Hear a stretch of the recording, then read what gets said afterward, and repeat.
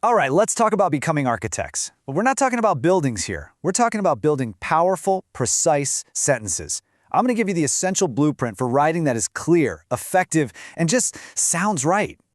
You know that feeling, right? You write something, you read it back, and it just feels off, but you can't quite put your finger on why. It's a super common problem, and almost every single time, it comes down to sentence structure. But here is the good news. This isn't some big mystery. There's actually a system to it. And in just the next couple of minutes, we are going to master the 4 fundamental sentence types that are the absolute backbone of the English language. Okay, so before we can build those big, complex ideas, we've got to lay the foundation. And believe it or not, every single correct sentence in English follows one simple, kind of secret formula. So what even is a sentence? Well, it's not about how long it is. It's all about being a complete thought. And for any thought to be complete, it absolutely has to have 2 key ingredients. Just 2. Ingredient number 1 is the subject. Think of the subject as the star of the show. It's the who or the what that the entire sentence is about. It's the noun or pronoun that's actually doing something. And, every star needs to do something. That's our second essential ingredient, the verb. This is the action. So you put a subject and a verb together and boom, you have a complete thought. And it can be incredibly simple. Take this. Birds fly. Birds, that's our subject. Fly, that's our verb. That's it. A perfect 2-word sentence that follows the rule. This right here is the bedrock of everything we're about to build. So now that we have our fundamental subject plus verb formula down, we can start constructing the 4 main types of sentences. You can think of these as your architect's toolkit for building bigger and more interesting ideas. First up, the simple sentence. This is just one complete thought, one independent clause. That just means one subject-verb combo. For example, the knight fought bravely. We have one subject, the knight, and one verb, fought. It's clean, it's direct, and it's powerful. Next, we level up to the compound sentence. This is where you take 2 complete simple sentences and you join them together into one. The magic glue here is a comma followed by a conjunction like and, but, or so. Check this out. He swung his sword, but the dragon breathed fire. See that? 2 complete thoughts connected to create a more dynamic idea. Now things get a little more, complex. A complex sentence combines one complete thought with a dependent clause. That's a piece that can't stand on its own as a sentence. These often start with words like because, when, or if. In She Stayed Home Because It Rained, the main idea is she stayed home.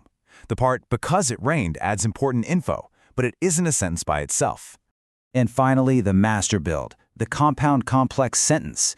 This is the ultimate hybrid. It has at least 2 independent clauses and at least one of those dependent clauses. For example, the villagers cheered, yet the knight was tired, so he rested until dawn. It weaves multiple layers of information together really smoothly. Now, knowing the blueprints is one thing, but a good architect also has to spot structural problems. So let's look at the most common errors so you can find them and fix them in your own writing. First up is the dreaded run-on sentence. This is where 2 complete sentences just get smashed together without any proper punctuation. Like, the dog barks, the mailman chases it. The fix is super simple. Just add a comma and a conjunction. The dog barks and the mailman chases it. Instantly so much clearer. The opposite problem is the sentence fragment. This is an incomplete thought trying to pass as a full sentence. For instance, because it rained. It kind of leaves you hanging, right? Because it rained, what happened? You fix it by attaching it to a complete thought. We stayed inside because it rained. Now it makes perfect sense.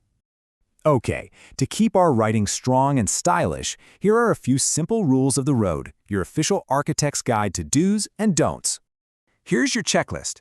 Do vary your sentences. A mix of types makes your writing way more engaging.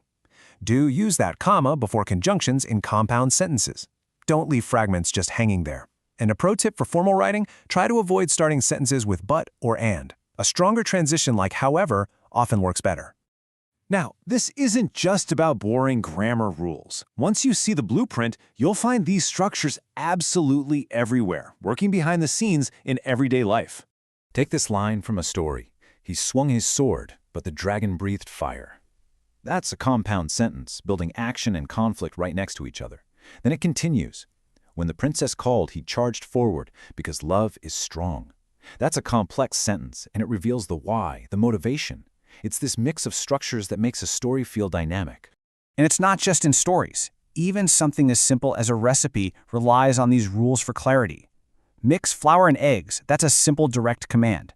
Add chocolate if you like sweets, that's a complex sentence giving you a conditional option. The right structure makes the instructions impossible to mistake. So there you have it. You've got the formula, the 4 structures, and the blueprint for avoiding common mistakes. The tools are yours, so the only question left is, now that you're the architect, what powerful ideas are you going to build?